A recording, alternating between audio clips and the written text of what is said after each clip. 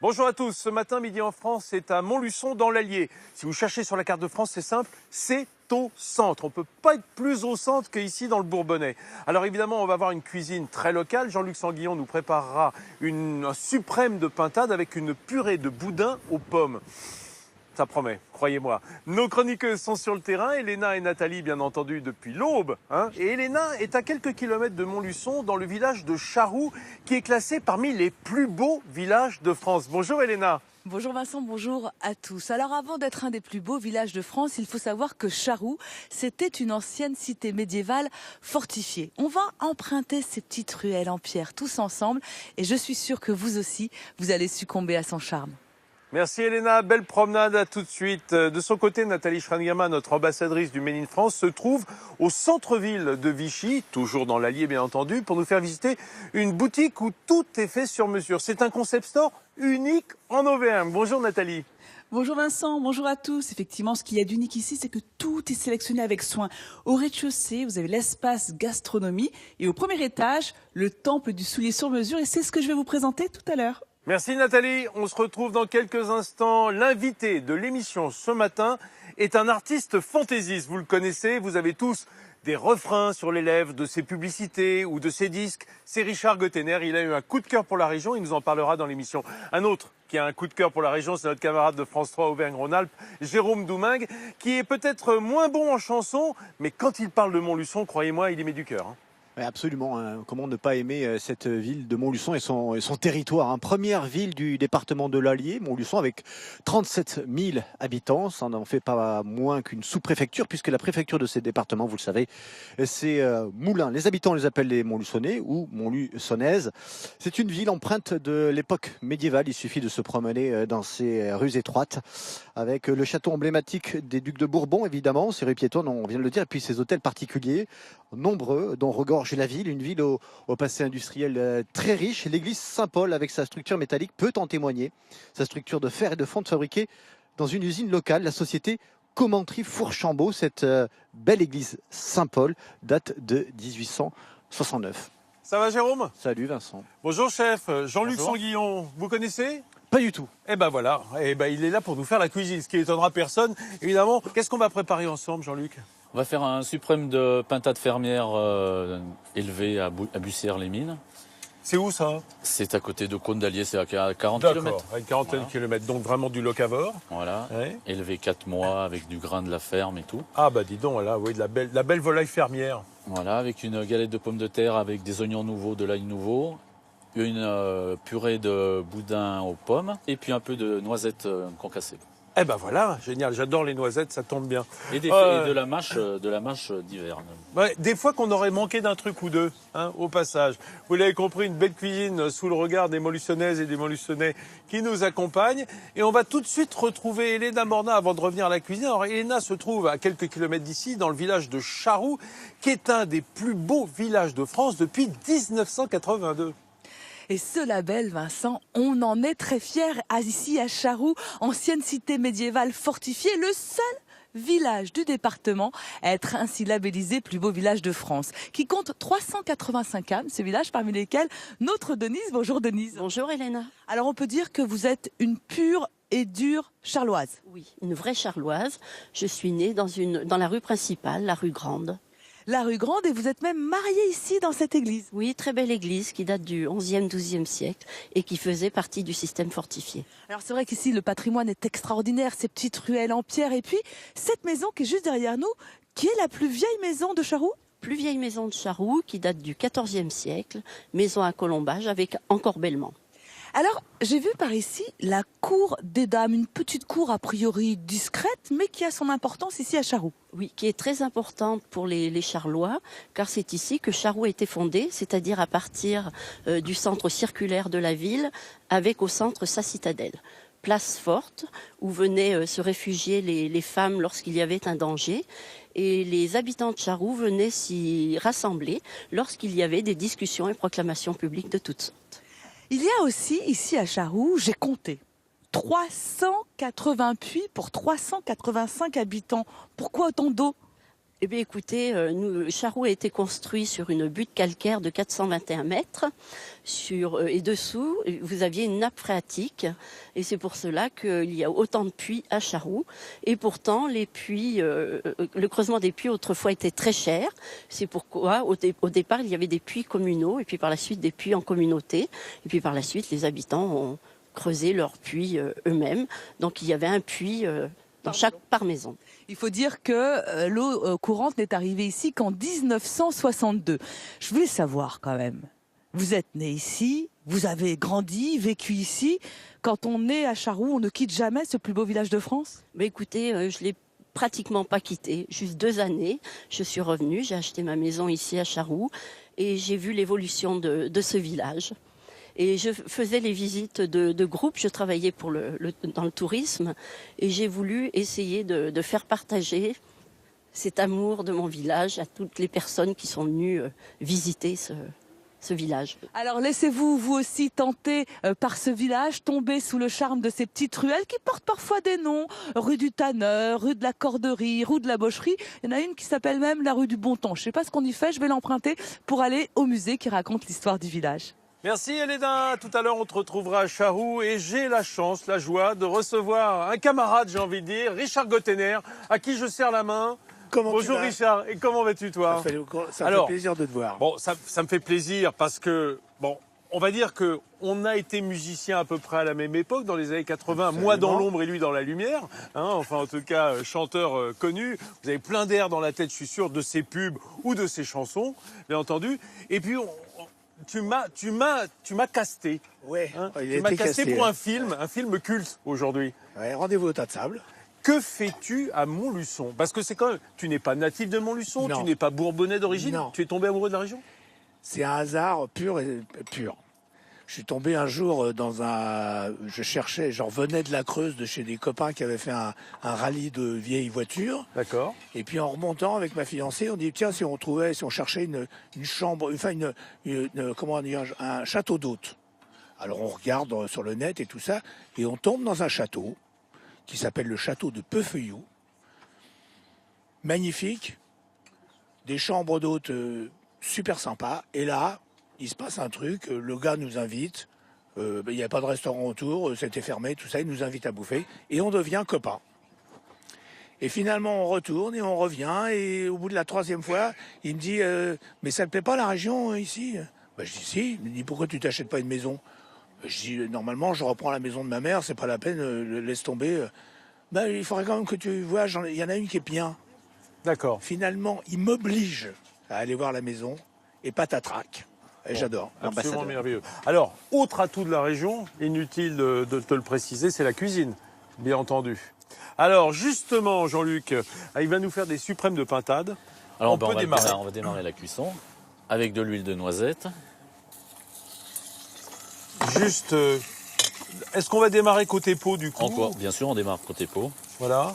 Ça sent bon l'huile de... Alors, c'est extraordinaire, hein. Le parfum, ça y est, on a l'impression déjà d'être dans du praliné. Hein. C'est ce côté cuit de la noisette grillée. Et là, on va démarrer la purée de carottes à l'orange.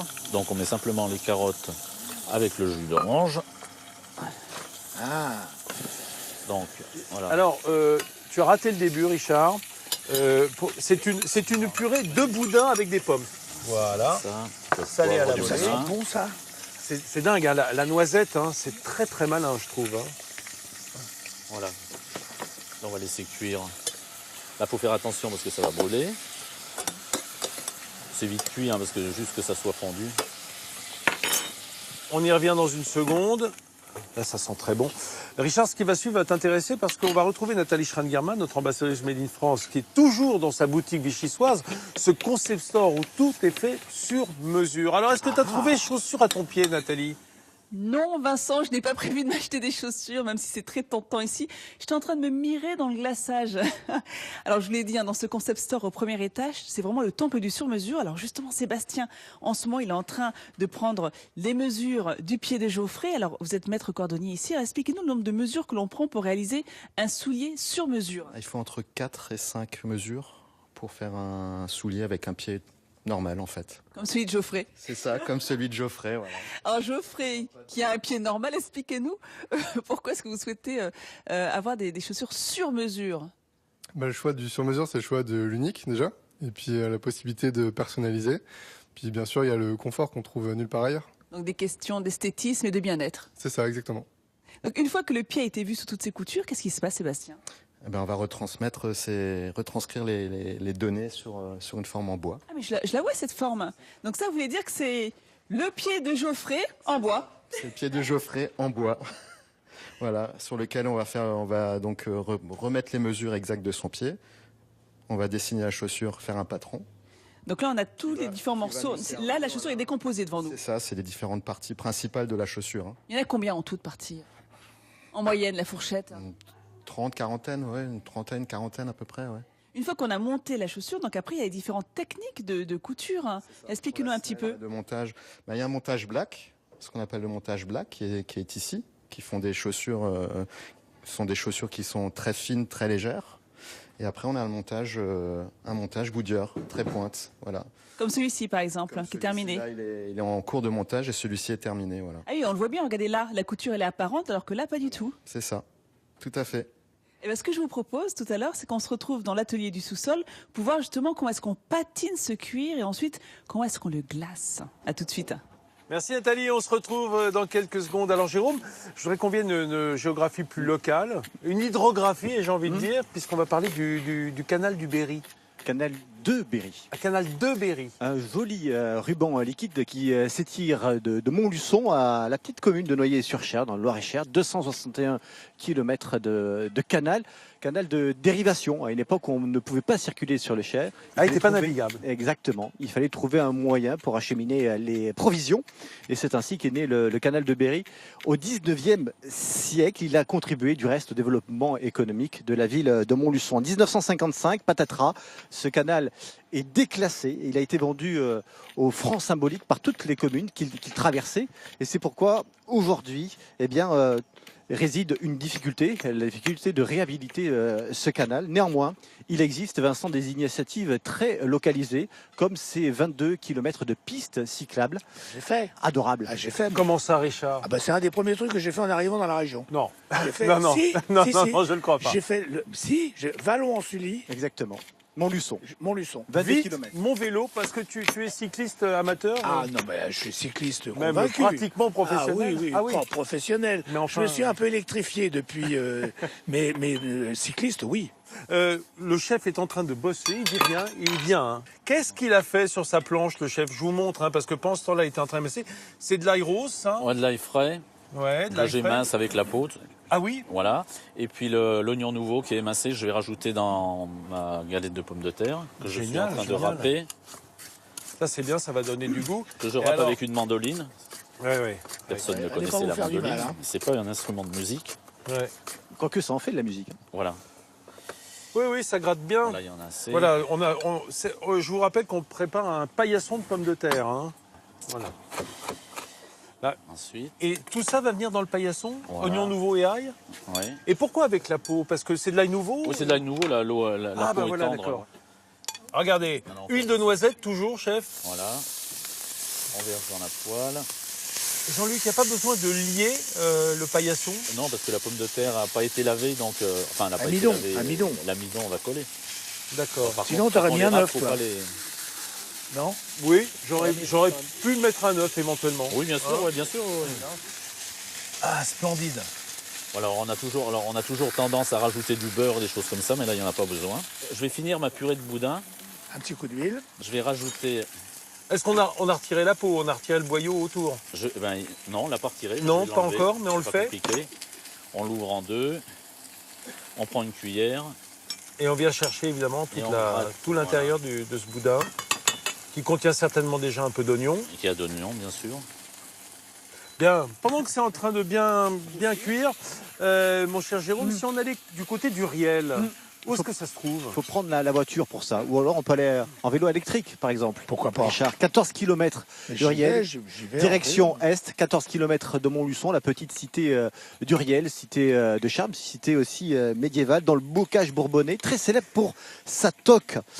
C'est ce donjon avec une toiture en forme de toque pointue, donjon du XIIe siècle. Et la particularité de ce donjon, c'est que c'est une tour quadrangulaire, une rareté sur le sol français, une tour quadrangulaire.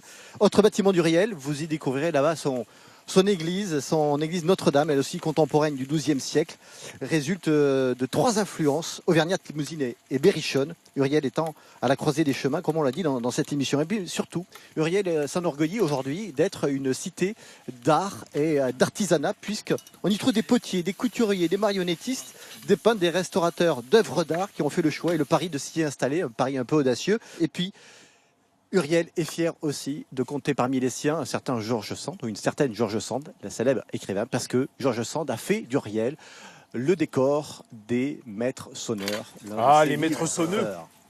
Et je connais aussi un encadreur restaurateur d'art. C'est ça, oui. Il est de là. Voilà, il est aussi Uriel. Ouais, parce que je rappelle que Richard Gottener, il est installé dans la région depuis 2 ans environ. À peu près, oui. On a l'impression déjà qu'il a passé une vie. C'est-à-dire que tu as beaucoup bougé. J'aime beaucoup ça. Je suis pas venu ici pour rester chez moi quand même tout le temps. Alors on va retrouver Elena Morna, qui est toujours à Charroux, un des plus beaux villages de France. Elle est dans une des maisons les plus emblématiques de cette cité de Charroux. C'est ça, Elena ?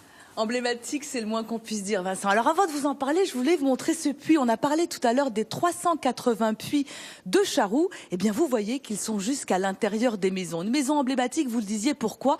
Eh bien, tout simplement parce qu'elle aurait reçu le premier prince de Condé, Louis Ier de Bourbon. Et vous pourriez même peut-être dormir dans son lit. Je vous dis tout avec Thierry. Bonjour Thierry. Bonjour Elena. Alors, il y a 7 ans, vous achetez cette maison que vous transformez en maison et en table d'hôte. C'est bien vrai, ça, que le prince de Condé y est descendu ? C'est en tout cas ce que dit la légende. Au XVIe siècle, c'est ça ? Au XVIe siècle, tout à fait. Alors justement, quand on pénètre dans votre maison, on a vraiment l'impression qu'elle est restée dans son jus, au XVIe, avec ses escaliers, ses cheminées. Eh bien oui, parce que notre tour est inscrite au patrimoine de France. Et alors du coup, vous ne pouvez pas trop changer ? Et non, évidemment. Juste la déco. Alors on va monter dans ces chambres. Il y en a 2 qui moi m'intéressent. Une que l'on voit dans l'extérieur, que l'on voit bien de l'extérieur. Oui, puisque c'est la porte de la ville dans laquelle nous avons une chambre à 2 niveaux. Donc on dort au-dessus de la herse qui n'existe plus. Et il y a quand même la chambre du prince. Qu'est-ce qu'elle a de particulier ? La chambre du prince, c'est notre chambre la plus grande et en plus, elle a un trumeau d'époque.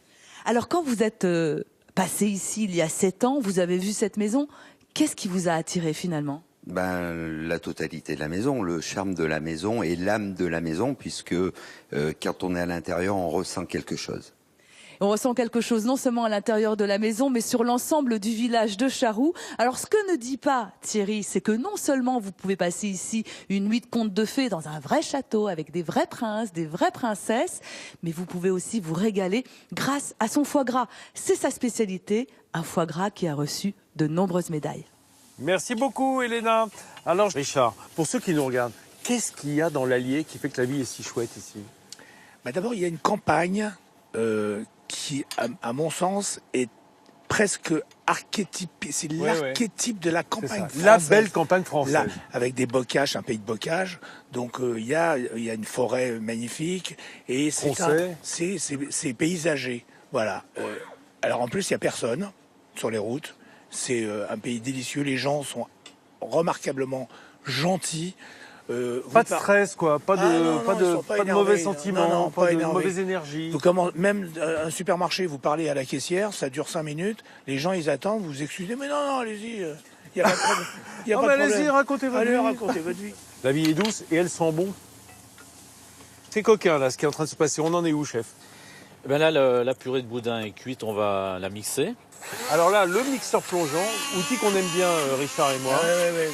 Alors, on peut aussi le faire au blender. Hein. On va déglacer la pintade. La pintade, j'enlève un petit peu de graisse.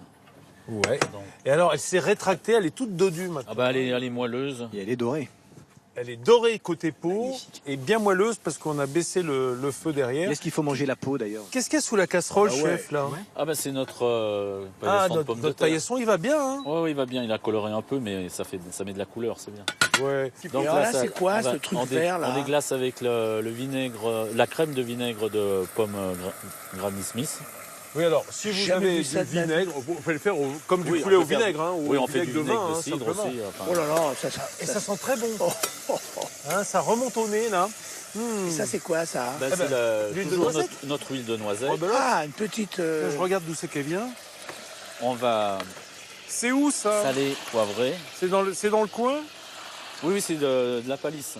Ah bah oui, des Combrailles. C'est Ah bah, évident. on est bien en Auvergne. Hein. Pendant que tout cela se prépare et qu'on a un petit peu faim avant le déjeuner, tout à fait normal, on va retrouver Nathalie Schran-Guillermin qui est toujours à Vichy dans son atelier de fabrication de chaussures sur mesure. Oui Vincent, je suis toujours dans le sous-sol du Concept Store où a été aménagé un atelier de fabrication. Je suis en train d'admirer le geste de Dominique pour patiner ses chaussures. Alors Dominique, regardez ses chaussures. Il maîtrise à la perfection la patine, le glaçage, 35 ans de métier, 35 ans de passion. Comment est-ce qu'il procède? Ce que je peux vous dire, c'est qu'il part d'une chaussure comme celle-ci, en veau brut, nature à patiner, et ensuite, tout se fait au pinceau, Dominique. Tout se fait au pinceau. Nous partons d'une couche très claire et suivant la demande du client, on va partir sur 3, 4, 5 couches pour obtenir un résultat final. Comme celui qui est juste à côté. Oh, combien de couches pour obtenir celui-là, ce résultat-là? 4 couches. Et maintenant, on va passer à l'étape finale de la chaussure, le glaçage. Le glaçage, regardez bien parce que vous pouvez le reproduire chez vous. Regardez le geste de Dominique. Alors, comment est-ce qu'on procède pour le glaçage? Un petit peu de pâte à cirer. Qu'on applique sur un fichu en quoi? En coton? Coton, voilà. Et par mouvement circulaire. Voilà. On frotte, on frotte, on frotte. Frotte pour bien cristalliser la pâte à cirer. La pâte à glacer, pardon. Et ensuite, Alors ça, j'adore. Pourquoi l'auriculaire, Dominique? l'auriculaire, parce qu'on prend une toute petite goutte d'eau qu'on dépose sur le bout de la chaussure. Et l'eau, qu'est-ce que ça apporte? Ça cristallise et c'est ce qui donne cette brillance au bout de la chaussure que l'on termine maintenant avec Un collant. un collant Si vous n'en avez pas, prenez celui de votre femme. pour ne pas rayer le glaçage. Voilà. Et pour obtenir un résultat Impeccable. final qui donne Je peux vous dire qu'on peut se mirer dans la chaussure de Dominique. ceci. Dominique, ça coûte combien de faire une patine et un glaçage chez un cordonnier? Entre 80 et 120 euros, suivant les couleurs que le client veut. Eh bien voilà, vous savez ce qu'il vous reste à faire si vous avez envie de sublimer vos chaussures. Merci Nathalie, on t'en garde un tout petit peu, à tout à l'heure. Richard, les chaussures sur mesure, ça t'intéresse? Ouais. Enfin, je veux dire, c'est une... Tout ce qui se fabrique Artisanalement. Artisanalement, j'adore. Je suis un furieux amateur d'art, enfin d'artisanat d'art. Oh là là, regarde, tu parlais d'artisanat d'art. La découpe de ces suprêmes de pintade qui sont posés comme sur un gâteau. Hein, là, Je vais être Exactement. obligé de manger ça, moi. Bah, c'est-à-dire, il faut bien se forcer parfois dans la vie. Hein. Oui, mais bon, Surtout à l'heure du déjeuner, c'est dur. Hein. falloir que. On va voilà. couvrir la pomme de Falloir que je terre avec la prenne sur purée moi. de... Alors voilà, Avec là la on a purée notre de purée de boudin qui vient faire en fait comme un praliné sur un fond de tarte qui serait le paillasson Voilà. de pommes de terre. Je vois ce que tu veux dire. Hein Un genre fourré au boudin. On récupère quoi là? Eh ben, c'est la vinaigrette. Ah, mais oui. À l'huile de noisette. Et à la crème de vinaigre de pomme. D'accord. Eh oui, Oh là puisqu'on là. avait en fait, comme on a déglacé au vinaigre et qu'on Eh avait oui, cuit à oui, l'huile, oui, oui, Voilà, oui. il y a de pas noisette, la Ça sauce. fait une vinaigrette. le jus c'est une vinaigrette au jus de pintade en fait. Voilà. Hein. Oh là là là là. Bon, allons-y. Faut pas y aller chichement. Un peu de ça. Oh là là. On dirait que vous vous régalez. Là, là, Comme là, vous nous régalez de mots en fait, parce que votre vrai métier c'est les mots, Richard. Tu es auteur, hein, tu n'es pas compositeur. Oui, absolument. Et autant pour la publicité que pour la chanson, que pour des scénarios. Donc on peut dire au fond, tu es un poète. Voilà, un poète qui a été mis en musique. Alors, ce serait prétentieux de ma part de dire que je suis un poète. Mais moi je peux le dire. Mais toi, tu as le droit de le dire. Voilà, tu es un C'est poète. autorisé. Mais c'est-à-dire que poète, ça veut dire, en quelque sorte, faire de la musique avec les mots. Parce que c'est un peu ça, la poésie, c'est prendre les mots, les Triturer, les mélanger. et dans un poème, il n'y a pas la place pour un mot qui ne sert à rien. Merci Richard d'être venu nous voir. Ça m'a fait Ça a été vraiment un régal plaisir et j'étais content de nous présenter ta région d'adoption que tu aimes tellement. Voilà, c'est le département de l'Allier, le Montluçonnais. Et merci à Jean-Luc d'être venu cuisiner pour nous. C'était Moi, un je vais réel goûter dans plaisir. une seconde aussi. Chez vous, vous avez compris, pas très difficile, à condition d'avoir les bons tuyaux, les bons produits, bien entendu, à l'origine. Et si vous avez raté l'émission, vous la retrouvez sur France TV, hein, bien sûr. Allez, bon déjeuner chez vous, bon déjeuner chez nous. Chef, moi je veux bien... Il a eu le temps de la main, mais c'est plutôt l'assiette qui m'intéresse.